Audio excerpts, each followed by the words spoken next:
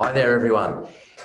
Great to be here today to talk to you about enterprise change, in particular with all of the customer and digital transformation that's going on. Really what's behind people that are successful and what are some of the issues that we're seeing and asked about in terms of what are the things that organisations are struggling with. And I have organised this conversation with Eric Miller, who is the resident expert from Lighthouse on everything about enterprise change. And really just ask Eric some really key questions to give you some practical insights into how you can set up enterprise change to be more successful. So great to be here today, Eric. Yeah. So just off the bat, I know from the research that 70% of change efforts fail. So can we start maybe with why that is the case? Yeah, absolutely. So pleasure to be here. And yeah, I think, the research is pretty bleak in some ways, 70% fail. So what we know is that most of the investment and activity and time goes into process, operating model, and technology. And many times there's a change or a people aspect to it, but it's mostly invested in end user training and perhaps some communications. And the way I kind of like to think of it, I'll just share a model with everyone now. The way I like to think of it is just in a very simple there we are.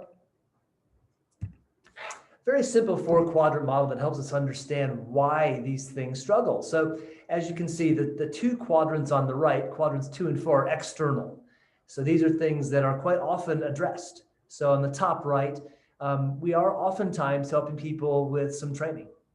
On the bottom right, we're quite often implementing new systems, new processes. What we find is that the internal quadrants 1 and 3, are largely ignored. So in quadrant 1, what are the mindsets, both at an organizational and an individual level, that need to be addressed or explored? Because mindset, as we know, drives behavior.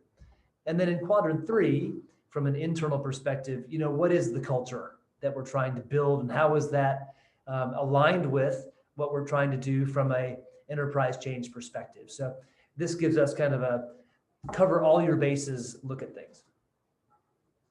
Great, that's excellent. I really like that simple model. So in terms of then organisations that are trying to get this transformation to a more customer-centric culture, tell us about kind of what's key for that. Yeah, I think there's 3 things that make customer, an especially challenging shift to make. And my mind is drawn to some work that we did this year with a local council. And so just to put a flavor on it, in a lot of situations, the underlying processes and systems are cumbersome. And so companies are faced with this situation where they haven't invested in their systems and processes for a long time. And so what that means at an operational level is that it makes delivering a customer-centered outcome really difficult. At the council I referred to, it's filled with people who want to do a great job for the customer. In fact, many of them know individual customers by name. And it's almost like they go through their day wanting to do the right thing, but are literally shackled by the systems and the processes. So as a result, to get an outcome for the customer requires that individual to do what I call heroics. So you have to individually kind of take the customer issue and carry it across boundaries through the value chain to get an outcome. So that's number 1. Number 2, we see that customer and digital often go together. And that's because, as I referred to, there's oftentimes some technical debt that needs to be paid off. And eventually, once all the technology is implemented in the roadmap, delivering a customer outcome will be part of the business as usual process. But unfortunately, that never happens overnight. And so a lot of people, a lot of clients I see get stuck in what I call the messy middle, this kind of elongated period of time between now and when the system is ultimately going to deliver a customer outcome. And then finally, what that then results in is there's lack of a customer-centric mindset. And this is the one where we can most often quickly add value. So because virtually every organization starts as a very nimble, entrepreneurial, customer-centered endeavor. Over time, though, we see layers and bureaucracy and process build up over time in a matrix, perhaps in a larger organization. And so what we see then is people become participants in a process rather than delivering customer outcomes. So those would be the three reasons I think why customer is especially challenging. So on the flip side of that then, what have you seen from the case studies or experience that you've had around what kind of leads to success? I think the main thing is to get aligned and really, really clear about what we're trying to accomplish. And while that sounds really perhaps basic and elementary, it's not often done well.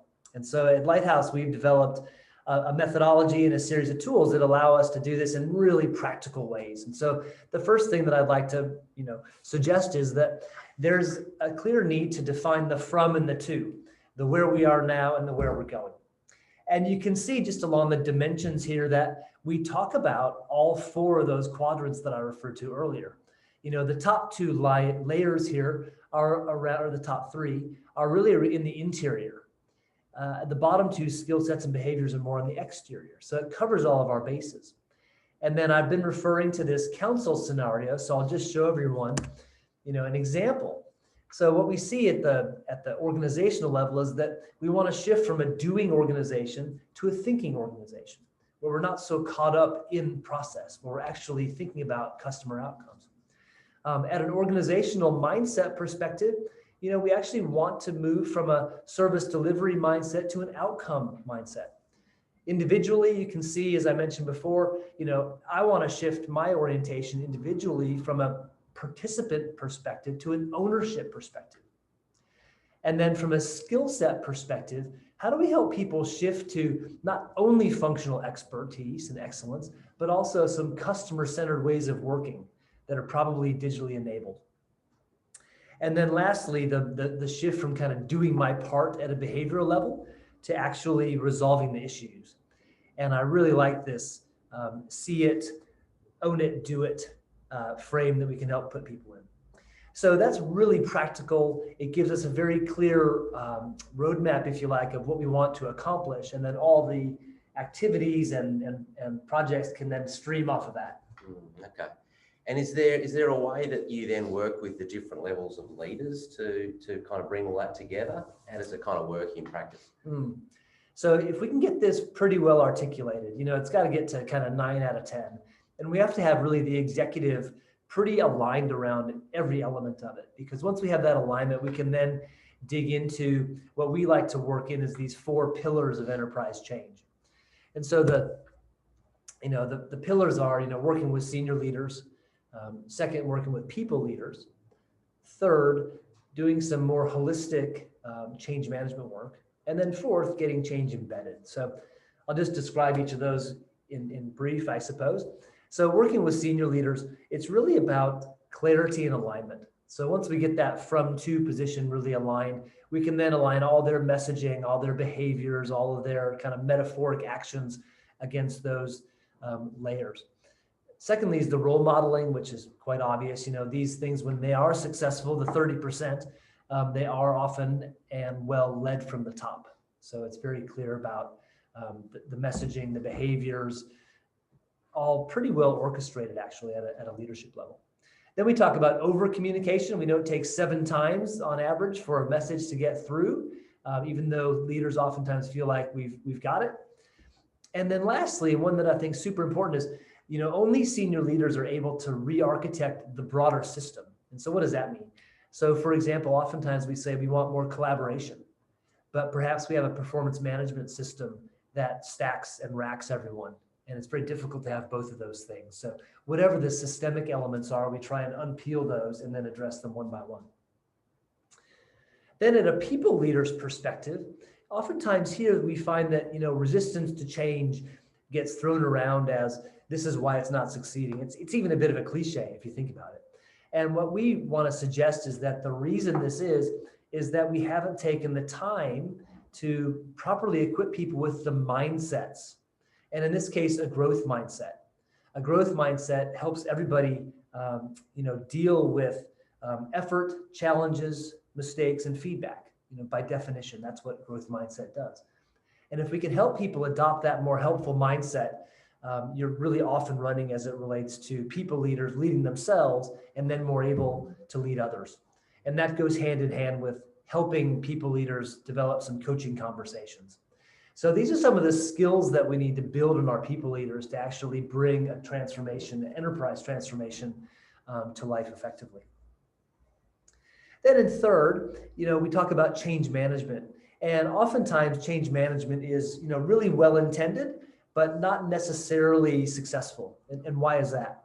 Well, what we find is that change management from a program perspective ignores all the business as usual.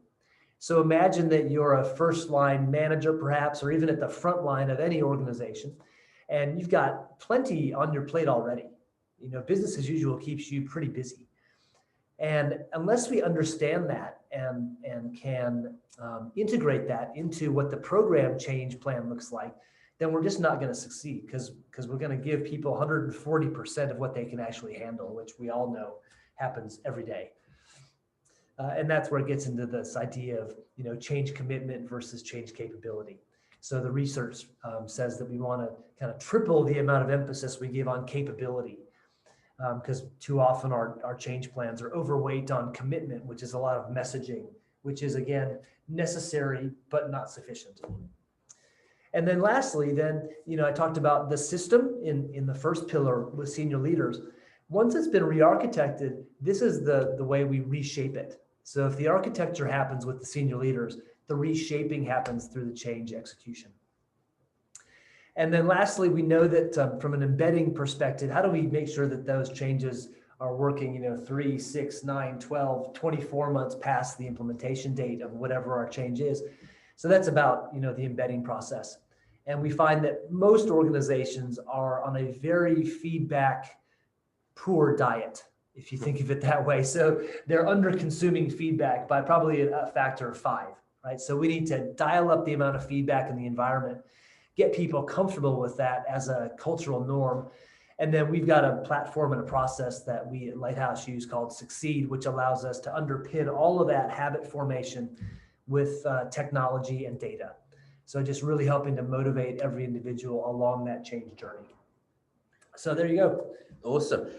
So I mentioned there's quite a few senior leaders that might be watching this that are either wanting to instigate change or know they have a big change coming up, maybe a big technology change of some sort, and they've got a feeling like their organisation or their key people are not quite ready for it. Or so, where do we start? I guess from your experience, what would you suggest?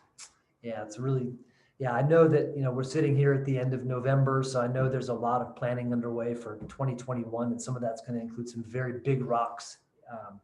So really, where do you get started? So what we would suggest is that there's an opportunity to do this from two, right? To kind of get your thinking aligned using a very specific process to get some inputs from across the organization, interviews, a couple of workshops, some surveys perhaps to draw in the quantitative aspect, which then can be distilled, if you like, into a facilitated process where we can help a client understand what their from and to position is. Yeah, that's great.